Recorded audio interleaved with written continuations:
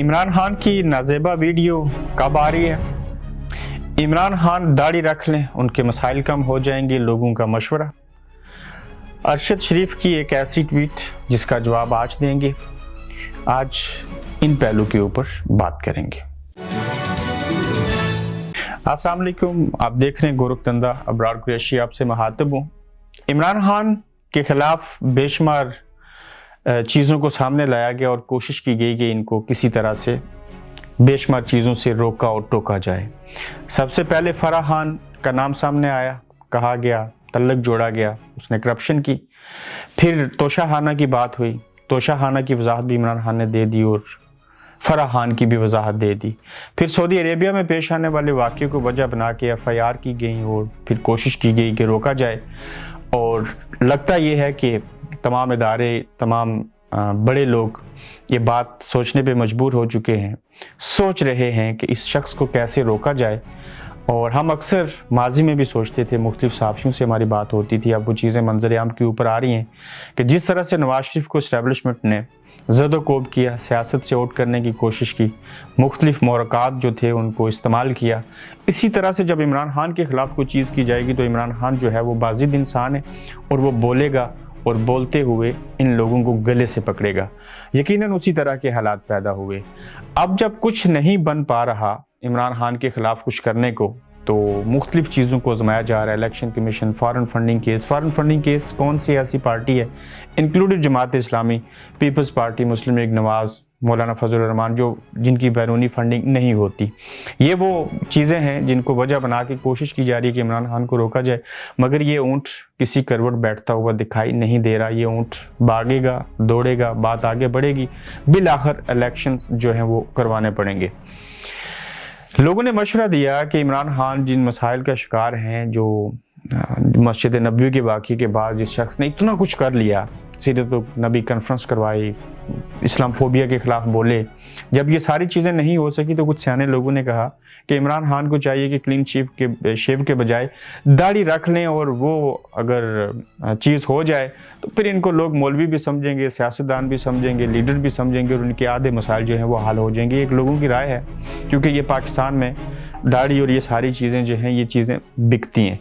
फिर मैंने बात की थी कि नाजेबा वीडियो किस तरह की आ रही है। नाजेबा वीडियो ये पहले जो मौजू मैंने आपको बताया कि किस तरह से फंसाने की कोशिश की गई, अब ये धमकी दी जा रही है कि हम एक ऐसी वीडियो लेके आएंगे जिसके बाद इमरान खान का कुछ भी नहीं रहेगा और वो बड़ी नाजेबा वीडियो है। मैंने जो अपनी तहकीक की उससे मुझे ये समझ आई कि ये सारे रूमर्स हैं, इमरान खान की कोई ऐसी वीडियो है नहीं जिसको वजह बना के इमरान खान को खामोश करवाया जा सके, और ना वो खामोश होगा। वीडियो की जहाँ तक बात है, ये ऐसी वीडियो कोई भी मंजर आम पर आती हुई दिखाई नहीं दे रही फिल वक्त, और लगता ये है कि ये सिर्फ उनको डराने धमकाने के लिए जो चीज़ें हैं वो की जा रही हैं।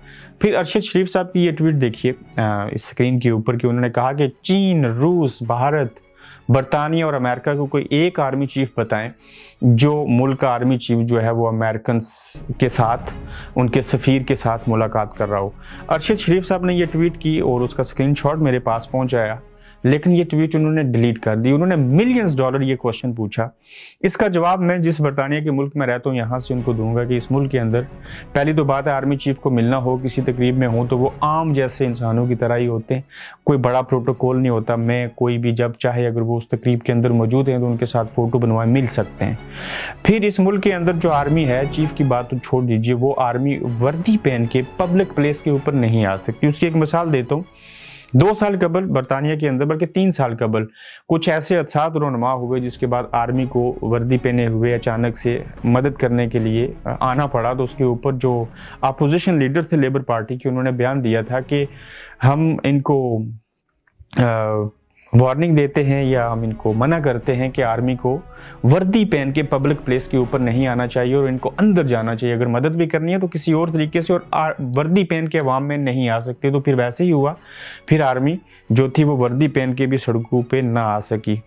इस मुल्क के अंदर आर्मी का रोल क्या होता है कि बड़ी हद तक 99% यही है कि वो अपने काम से काम रखते हैं, सरहदों के मुहाफ़िज़ होते हैं। और हाँ, कभी सैलाब या उस तरह से चीज़ें पानी सर से ऊपर हो जाए तो फिर वो मदद करने के लिए आते हैं, लेकिन उसका भी एक तरीक़ाकार है, एक डिसिप्लिन है, उनको कहा जाता है तो फिर चीज़ें होती हैं। यहाँ की आर्मी जो है वो टेक्नोलॉजी बनाती हैं, काम करती हैं, सरहदों की मुहाफ़िज़ होती हैं, सारा कुछ करती हैं। वो पाकिस्तानी इस्टेब्लिशमेंट की तर्ज़ के ऊपर सियासत के अंदर इन्वॉल्व नहीं होते कि जैसे गवर्नर पंजाब जो हैं उनकी बात कर ली जाए तो उन्होंने एक सदर को मिलने और चीफ़ ऑफ आर्मी स्टाफ को मिलने की ख्वाहिश का इजहार किया कि उनके साथ मिलकर जो मामलात हैं वो ठीक होंगे। और ऊपर से ये अक्सर हम जुमला सुनते हैं कि पाकिस्तान की इस्टेब्लिशमेंट जो है उसका सियासत के अंदर कोई किरदार नहीं। ये जुमले, ये अल्फाज, ये लाइनें जो होती हैं ये कहने की हद तक कि असल में उनका किरदार ज़रूर है। और इस किरदार को अहमियत देने वाले हमारे सियासतदान हैं, हमारी मिलिट्री डेमोक्रेसी है, क्योंकि पाकिस्तान के अंदर डेमोक्रेसी नहीं, मैं इसको अक्सर मिलिट्री डेमोक्रेसी का नाम देता हूँ। तो वीडियो के ऊपर भी बात होगी। अरशद शरीफ साहब ने जो ट्वीट डिलीट की उसकी वजह अल्लाह ही जाने, लेकिन अरशद शरीफ साहब को यही जवाब है कि जो आपने पूछा, कभी भी इन ममालिक के जो आर्मी के चीफ होते हैं वो किसी सफ़ीर से नहीं मिलते, वो इस तरह से एक्टिव पॉलिटिक्स के अंदर नहीं होते। और अब आप जवाब दीजिए कि आपने ये ट्वीट करने के बाद डिलीट क्यों की। सवाल जो आपने उठाए थे उसका जवाब आपको मिल गया। अपना फीडबैक ज़रूर दीजिए, अपना ख्याल रखिए और एक मरतबा फिर तमाम लोगों को ईद की दिली मुबारकबाद। आप देख रहे हैं गोरखधंधा अब्रार कुरैशी के साथ।